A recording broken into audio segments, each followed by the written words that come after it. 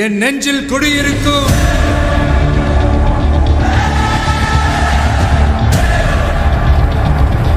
உங்க விஜய் நான் வர. இயல் இசை நாடகம் என்ற முத்தமிழ் மட்டுமில்லாமல் 4வது அறிவியல் தமிழையும் படிக்க வேண்டும் என்று அமைச்சர் ராஜ்மோகன் மாணவர்களுக்கு அறிவுறுத்தினார்.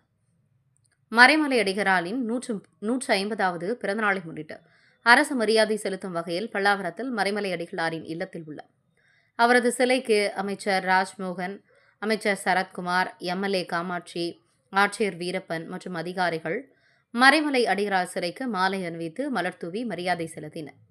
பின்பு பல்லாவரம் பகுதியில் உள்ள மறைமலை அடிகளார் மேல்நிலைப் பள்ளியில் நடைபெற்ற அறிவியல் கண்காட்சியை பார்வையிட்ட அமைச்சர்கள் ராஜ்மோகன் மற்றும் சரத்குமார் மாணவர்களிடம் அவர்களின் கண்டுபிடிப்புகள் குறித்து கேட்டறிந்தார். பின்பு பேசிய அமைச்சர் மோகன், இதே பள்ளியில் 10ஆம் வகுப்பு 11ஆம் வகுப்பு நான் எழுதியது எனக்கு ஞாபகம் உள்ளது. நான் பள்ளிக்கல்வித்துறை அமைச்சராக இருக்கலாம். இப்பள்ளியில் மாணவனாக நான் தேர்வு எழுதியது நெஞ்சில் ஞாபகமாக எழுந்துள்ளது.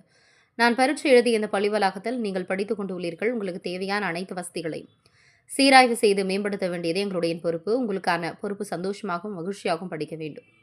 இயலிசை நாடகம் என்ற முத்தமிழ் மட்டுமல்லாமல் 4வது அறிவியல் தமிழையும் படிக்க வேண்டும் என்று மாணவர்களுக்கு அறிவுறுத்தினார். காமராசர் ஐயா அவர்களுடைய பிறந்த நாள், கல்வி நாள், தனித்தமிழ் பற்றாளர், தனித்தமிழ் கண்ட மாமேதை மரவலடிகள் அவர்களின் நினைவில் ஏந்துகிறோம்.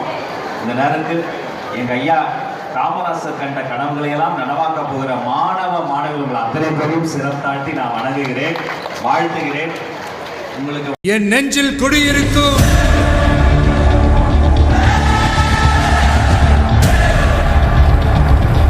உங்க விஜய் நான் வர.